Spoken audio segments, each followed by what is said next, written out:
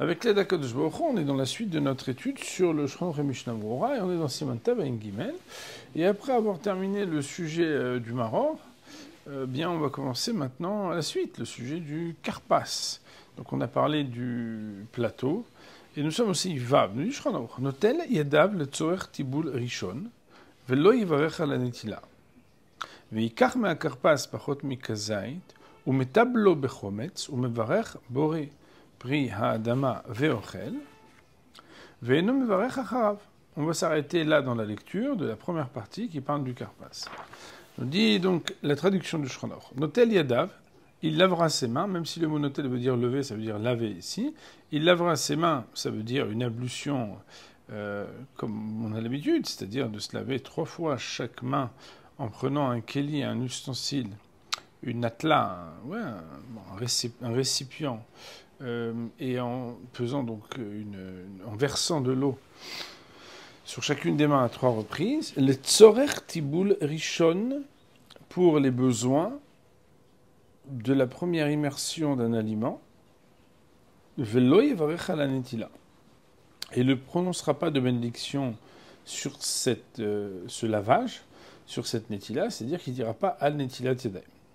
Il faut savoir que quand on regarde le Shulchan Aruch et qu'on voit qu'il dit noter yadav letzorech tibul rishon, c'est qu'en fait, le lien entre urchatz et karpas est intime. Ils sont intimement liés. C'est parce qu'on va tremper un aliment dans un liquide qu'on doit préalablement se laver les mains. Et la raison pour laquelle le Shulchan Aruch nous dit qu'on ne fait pas de bénédiction, c'est parce qu'il y a d'autres opinions qui diront que oui, on fait la bénédiction, et le Shulchan Aruch vient se positionner pour dire que quant à lui, il tranche qu'on ne fait pas de bénédiction. Je rappelle, Morav Rabotai, que même si nous avons certains préjugés et préavis sur la question de Netilat Yadayim, en se disant, Netilat Yadayim, c'est quand on mange du pain, Netilat Yadayim, c'est quand on se lève le matin. Ce n'est pas vrai. Il y a plusieurs choses pour lesquelles on se lave les mains. Et on est obligé de se laver les mains. Ce n'est pas vraiment notre sujet. Mais par exemple, se laver les mains avant de prier, se laver les mains après s'être coupé les cheveux, etc., etc. Et donc on ne va pas prendre dans tous les cas. Et c'est pourquoi, en fait, il faut statuer de si on a l'obligation de se laver les mains, selon les règles strictes de la Netilat Yadayim, a-t-on aussi l'obligation de prononcer la bénédiction ou non? Ici, on nous dit que non. Veikach me'akarpas, et il prendra, donc après s'être lavé les mains, me'akarpas du céleri, parot mikzait, moins que la quantité d'une olive. Ici, on va dire que c'est moins que 19 grammes, par exemple, 18 grammes. Ou metablo bechometz, le mot metabel, on entend le mot taval, tevila, tiboul, qui veut dire tremper, et il le mettra dans le vinaigre, ou mevarer boré pri adama, et après l'avoir trempé, il dira mixon boré pri adama, ve'ochel, il en mangera. Et le Shulchan Aruch nous dit, ve'eno mevarech acharav, et il ne prononcera pas de bénédiction après l'avoir consommé. Je vous rappelle que sur un légume comme un céleri, s'il en avait mangé une quantité suffisante, il prononcerait la bénédiction de boré nefashot rabot. Nous allons nous arrêter sur cette partie-là et regarder Mishnah Berurah et les poskim. Mishnah Berurah nous dit Tzorech tibul rishon. Nous sommes à la notation Sif Katan Nun Aleph. Kemoshe Mefaresh va dire comme il l'explique lui-même. V'atam. Et quelle est la raison pour laquelle on doit se laver les mains? Dekol davar shetibule mashket tzarich netila. Car toute chose qui va être trempée dans un liquide nécessite une ablution des mains. Et comme plus haut dans l'article 158. Alors je ne sais pas si vous vous en rappelez, mais il y a un moyen mnémotechnique pour savoir dans quel liquide l'immersion d'un aliment, le trempage d'un aliment oblige à faire une netilat yadayim. Et le moyen mnémotechnique, il faut rappeler que c'est yad shachat dam. Alors attention, tout le monde est très gentil, mais Yad shachat dam, c'est une expression qui veut dire la main à égorger le sang, alors, sans aucune méchanceté, sans aucune agressivité. C'est un moyen mnémotechnique qui a été proposé et qui nous rappelle que, donc là je vais vous le dire, hein, donc Yad Shachadam, on est à l'article 158 alinéa 4 du Shulchan Aruch. Donc si vous le souhaitez, je peux vous partager ce document. Donc en fait, je vous ai partagé donc l'article Kuf Nun Tret Seif Dalet, où là-bas il est marqué Imochel Davar Shetibulo Be'echad Mishiva Mashkin. S'il va manger un aliment qui devra être trempé dans un des 7 liquides suivants. Chez Simanam, dont le moyen technique de mémoration, c'est Yad Shachad Dam. Vous voyez que c'est un acrostiche, ce sont des initiales. Daïn, ça veut dire, le premier Yud, c'est Yain, si on trempe dans du vin. Le deuxième, c'est un Dalet, c'est Dvash, si on trempe dans du miel. Troisième, c'est Shin, c'est Shemen, si on trempe dans l'huile. Le quatrième, c'est Chet, c'est Chalav, si on trempe dans le lait. Et le dernier, donc, non, pardon, le Ted, c'est Tal, c'est la rosée. Le Dalet, c'est Dam, si on trempe dans le sang. Alors, bien évidemment, on peut parler de sang de poisson, par exemple. Et le dernier, c'est si on trempe Maïm. Donc, alors il faut savoir que cette règle-là, elle n'est pas liée à, comment on appelle ça, à Pessah. C'est une règle qui est générale. C'est la raison pour laquelle, je ne sais pas si vous le savez, mais d'après le Shulchan Aruch, si on en croit uniquement cette opinion et pas les poskim qui donnent plus de permission, quelqu'un qui voudrait prendre des biscuits, qui veut tremper dans du thé, par exemple, il devra faire un Netilat Yadayim sans bénédiction avant de le faire, puisque ça s'appelle Davar Shetibulo Bemashke. Revenons maintenant à notre article à nous, et reprenons un petit peu pour voir, et pour comparer, et pour réfléchir. Puisque ici, il est dit que, donc la raison pour laquelle il faut faire ça, c'est parce que on va tremper quelque chose dans un des liquides, puisque le het de shahat, c'était le chometz. Vous vous rappelez, hein, c'est donc yad shahat. Excusez-moi, le het n'est pas le chometz. Il semblerait que même si dans le yad shachadam qu'on a cité, le vinaigre à proprement parler n'est pas mentionné. Mais étant donné que le vinaigre, c'est du vin aigre, alors vraisemblablement, ça rentre dans la définition soit du yaïn, parce qu'il a été, si c'est du vinaigre de vin, soit peut-être de l'eau, si on considère que c'est un vinaigre qui est une dissolution, donc dans l'eau. En tout cas, on ne fera pas de bénédiction, velo yivarer, ou comment je passe comme Chaber Leel Siman Kuf Nun Chet Seif Dalet, comme Shulchan Aruch l'a dit à l'article Kuf Nun Chet Seif Dalet. Vayin Shem Mishnah Berurah Dat Agra Bein Elzeh, regarde là-bas dans Shulchan Aruch et Mishnah Berurah, là-bas, le gras, le gaon de Vina, lui, il dit qu'on fait la bracha, mais Shulchan Aruch, il tranche pas comme ça. Mais évidemment, Rabotai, le Shulchan Aruch, il a précédé le gaon de Vina, donc on veut juste dire ici que le gaon de Vina, vraisemblablement, prend en compte d'autres opinions qui l'amènent à dire qu'on fait la bénédiction. Et le Shulchan Aruch, Rabbi Yosef Karo, nous dit que non, c'est comme ça la halakha. Pachot mi kazayin, tzif ktanun gimel. On en mange moins qu'un kazayin. Les filles, du fait, shebe kazayin tishsafek v'chachonai, mivarech ota olo. Parce que si Béhémet, il a mangé un kazayin, alors là, il rentre dans des considérations, est-ce qu'il devra d'ores et déjà faire la bénédiction d'après ou pas. Alken, teveter shukha b'cham kazayin, le bochiv klal, les kulam.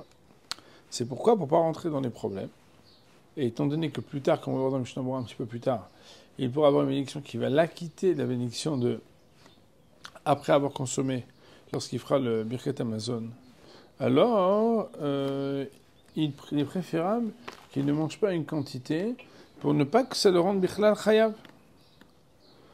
B'chometz, c'est k'tan nun dalet, o beyain, o bememelach. Quand on dit chometz, c'est aussi yain et memelach, ça veut dire aussi bien dans le vin que dans les eaux salées, et pas seulement dans le vinaigre. Peut-être pour ça que finalement c'est plus simple de dire qu'il doit se laver les mains, parce que même si on disait que le chometz, il n'est pas inclus, parce que c'est peut-être pas du vinaigre de vin, mais étant donné que l'ouverture, elle est qu'il peut le tremper ou bien dans le vinaigre, ou bien dans le vin, ou bien dans l'eau salée, alors il devra se laver les mains à cause de ça. Velo até elalé apouké. Alors le mot até en araméen veut dire venir. Et léapouké veut dire exclure. Veloate est là léapouké. Et il n'est venu, sous-entendu, de Shulchan Aruch en spécifiant chometz, alors que ça peut inclure aussi le vin et les eaux salées. Il n'est venu que exclure chez l'oitavel bacharoset, qu'on ne puisse pas tremper dans le charoset. Autrement dit, le karpas ne se trempe pas dans le charoset. Vous savez qu'il y a des très très bonnes recettes de charoset, bien évidemment. C'est la raison pour laquelle des fois il y en a qui raffolent de ça et qui en veulent. Alors ça, non, on ne peut pas en prendre maintenant. Ki charoset enal al tibul sheni. Car le charoset, c'est que pour le deuxième trempage, donc du maror dans le charoset, donc des herbes amères plus tard dans le charoset. Chez Metabel Amor Bacharoset, Bet Yosef. Et donc en réalité, je crois quand il dit chometz, ça veut pas dire chometz, c'est rien d'autre. C'est chometz, melach, yain, plusieurs choses, tout entre guillemets, ou presque tout, sauf le charoset. Au mevarer, boré priadama. Et il fera la mission de boré priadama, après avoir trempé. Et il aura l'intention d'acquitter par ses bénédictions le maror, qui est normalement aussi ma bénédiction auprès d'Adama, qui va manger plus tard. On ne sera pas la bénédiction après, donc il ne dit pas avoir une machot. Même s'il avait mangé un kazet alors que normalement il ne doit pas le manger. Pourquoi? Les fiches et Bacharishona Kaegam à la maror avec canal. Parce qu'en réalité, la bénédiction première de Bopré Adama qui fait sur le karpas va avoir un effet aussi sur le maror. Alken, c'est pourquoi, écoutez bien comme c'est fort, c'est un effet ricochet rétroactif. Alken, Birket Amazon, chez Poteret Maror, chez Ochel, Betocha Seuna. C'est pourquoi le Birket Amazon qui va acquitter la bénédiction du maror, qui va manger en plein milieu du repas, Kaegamken se rapportera aussi à la karpas, Shachal Mikonem, sur le karpas qu'il avait mangé avant de faire un motzi. Qu'est-ce que j'ai écrit dans le Gandovina? J'explique à l'oral. Nous, dans le Seder, on sait bien qu'on dit Adama sur le karpas, avant même de commencer à manger le pain de Seder qui s'appelle la matzah. Et vous vous rappelez qu'il y a motzi matzah, donc on mange la matzah. Après il y a maror, on mange la laitue. Sauf que la laitue, on la mange pas avec le pain à ce moment-là. Et si on mange quelque chose qu'on mange pas avec du pain, c'est pas dit qu'on ne devrait pas faire la bénédiction. Étant donné qu'on a fait la bracha de Bopré Adama sur le karpas avant, on ne rentre pas dans ces considérations, puisque de toute façon, est-ce qu'on a l'obligation ou pas de faire la bénédiction, puisque de toute façon on l'a déjà fait avant, il n'y a pas de problème. Même s'il y en a qui vont dire, à partir du moment où tu vas manger aussi après le korer, le sandwich, avec de la matzah et du maror, il n'y aura pas de problème. Mais en définitive, au moment où tu manges du maror sans qu'il y ait de la matzah. Donc quelque part, tu manges quelque chose qui est défini comme devant être mangé séparément du pain. Mais étant donné que tu as fait le bracha de Bopré Adama avant, il n'y a pas de problème. Il nous dit le Rav. Donc, le Bopré Adama qu'on a fait sur le karpas, il a un effet de rendre patour si jamais on aurait dû faire la bracha de Bopré Adama sur le maror. Mais entre les deux, qu'est-ce qui se passe? Il y a la motzi de Chiminaret, c'est la chidat matzah, on mange la matzah.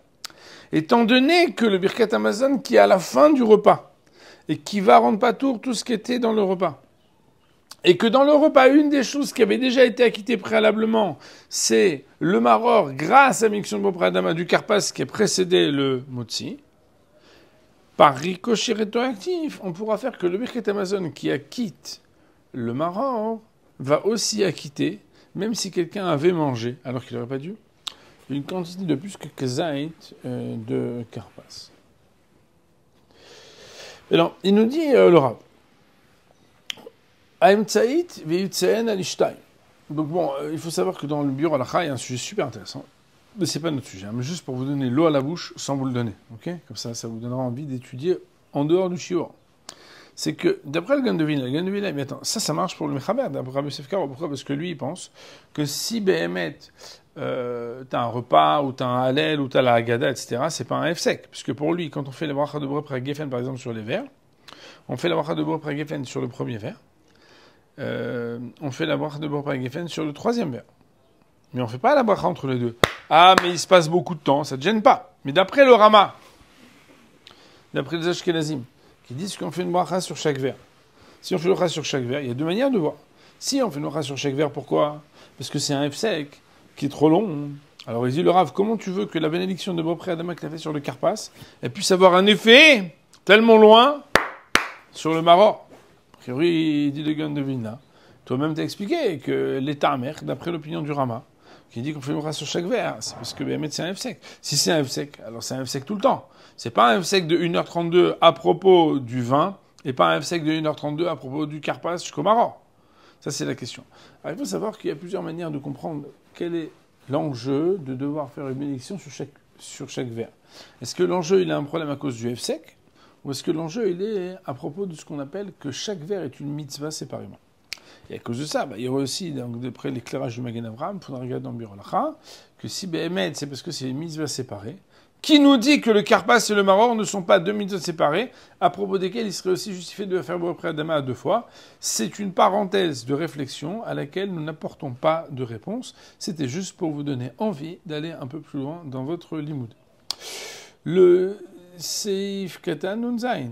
Alors, non, maintenant nous allons reprendre en haut la partie qui va parler de Yachatz. Yachatz, c'est les mêmes lettres que Chatzi. C'est lorsqu'on va couper en deux la matzah.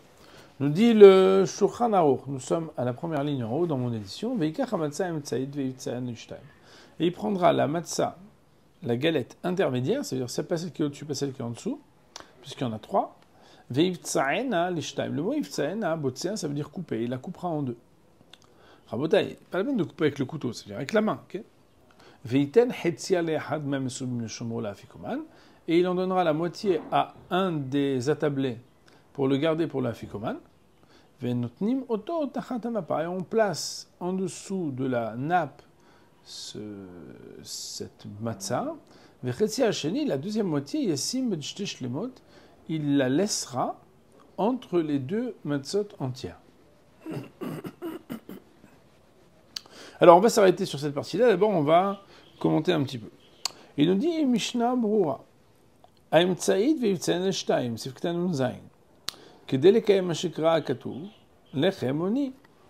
Afin d'appliquer et d'authentifier ce que le verset appelait lechem oni. Lechem oni, c'est le pain de pauvre. Et alors quoi? La Gemara nous dit le pain de pauvre d'arkoshelani beproussa. L'habitude du pauvre, c'est d'avoir un pain qui est coupé. C'est-à-dire qui est tranché. Il a une tranche de pain cassée. Il n'a pas un pain entier. On en avait déjà parlé. Ve'amar ha'emtsaït, quelle est la raison pour laquelle il faut couper celle du milieu et pas celle du dessus ou du dessous? Ki birkat achilat matzah aikar ala kai. Car la bénédiction qu'on dit à l'achilat matzah revient essentiellement sur cette deuxième matzah. Alors que la bénédiction du motzi, amotzi lechem min haaretz, qui prononce préalablement, se rapporte sur la première matzah qui est celle qui est supérieure. Je vais remettre dans le contexte pour expliquer. Comme vous le savez, quand on fait motzi matzah, cette partie-là fait que nous lavons les mains et cette fois-ci on a besoin de bénédiction, comme on va le voir, et ensuite on dit 2 bénédictions.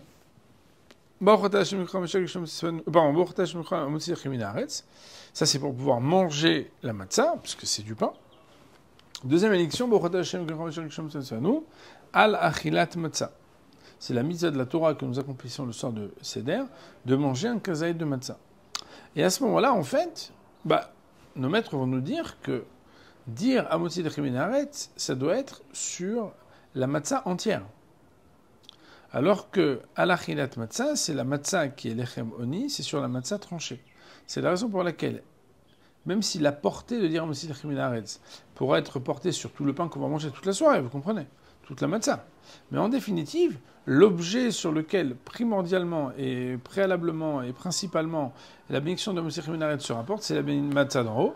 Et la bénédiction de alachilat matzah qui se prononce juste après, va principalement et essentiellement sur la deuxième matzah. C'est la raison pour laquelle la deuxième matzah sur laquelle on dit al-khilat matzah, il faut qu'elle soit tranchée, puisque c'est là-dessus qu'on va faire la mitzvah de manger la matzah qui est lechem oni. Autrement dit, quand on va parler plus tard de motzi matzah, on verra que quand on distribue le motzi, on le distribue de la matzah d'en haut. Pourquoi? Parce que c'est la matzah sur laquelle on fait un motzi lechem min haaretz. Par contre, la seconde matzah, c'est la matzah sur laquelle on va manger un kzaït, et qui va être la matzah de alachilat matzah. Et d'ailleurs, à propos de laquelle, comme vous le savez, comme on l'a dit, chacun doit avoir son petit sachet, ou en tout cas sa petite portion, pour pouvoir faire la mitzvah convenablement. Toujours est-il qu'on a expliqué pourquoi il fallait que ce soit la mitzvah qui soit intermédiaire. Veiten chetzia, il placera la moitié. Alors la moitié quoi? Il y a une moitié qui va placer, c'est écrit, sous la nappe, qui va la cacher. Parce que comme ça, les deux choses qu'il va manger, je vous rappelle que la ficomane, c'est justement la partie qui va être cachée et qu'on va manger après. D'ailleurs, le mot tsafoun qui veut dire caché, c'est parce que en fait, on recouvre cette matzah. Eh bien, entre la partie de la deuxième matzah qui reste, qui va manger pour faire la misère de Achilat matzah du premier kazaït, et entre la partie de la matzah qu'il a laissé cachée pour le afikoman, eh bien, shte achilot sheochel leshem matzah, les deux consommations de kazaït qu'il va manger pour honorer l'obligation de manger la matzah, puisque l'afikoman aussi est une obligation, iou beproussa, vont s'appliquer par une matzah qui sera tranchée. Vetov shotochele qui est yoter gadol. Et c'est bien que la partie qu'on va cacher soit plus grande.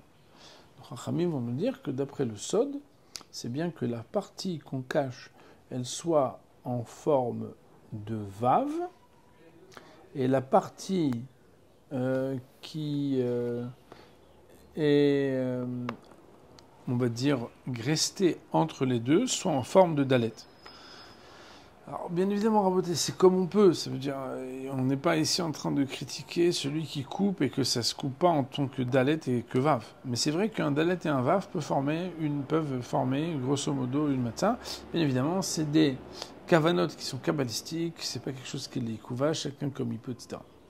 Vous savez, mon raboter, que donc une seconde. Donc c'est écrit. Tachat amapa sous la nappe, zecher la mash omrim misharotem tsavrot besimnotam, en souvenir de ce qui était écrit, que ce qu'il leur restait du pain azim qu'ils avaient quand ils n'ont pas eu le temps de laisser la pâte monter, ils les mettaient, on va dire, entassés dans leurs habits. Ouais, c'est-à-dire qu'ils prenaient comme ça, comme une espèce de baluchon avec qu'on appelle ça de tissu, et ils mettaient là-bas les matzot. Ouais.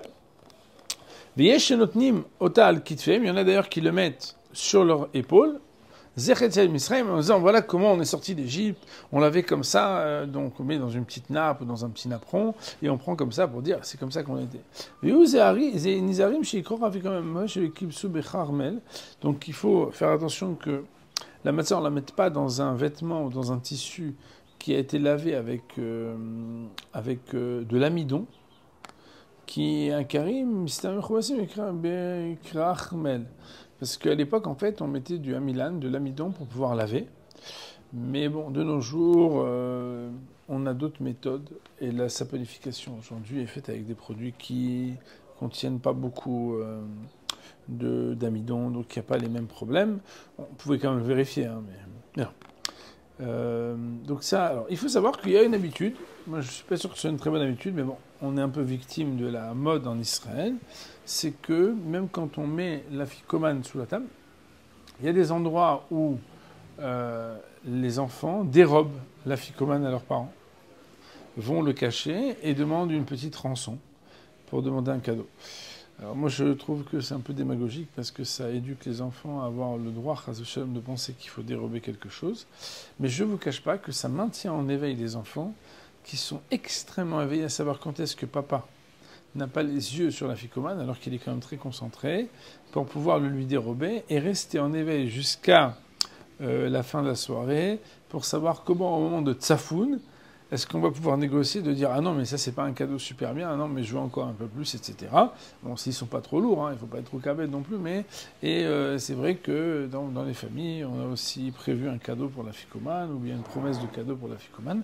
C'est une manière, en tout cas un minag qui s'est installé pour essayer de maintenir en éveil les enfants.